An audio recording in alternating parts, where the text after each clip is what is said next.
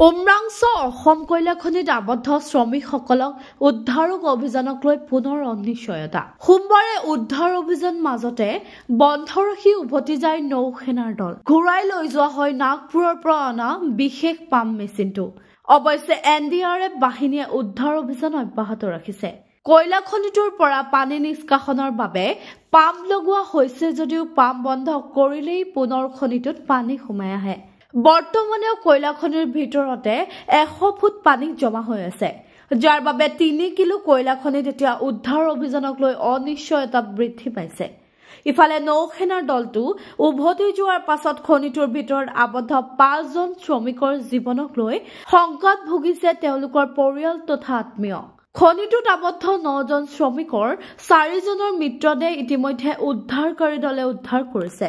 বিগত 9 দিনত খনিটোৰ ভিতৰত পানী বৃদ্ধি পাই থকাত পানী নিষ্কাশন প্ৰক্ৰিয়া কেতিয়া সম্পূৰ্ণ হ'ব সেয়া এতিয়াও অনিশ্চিত।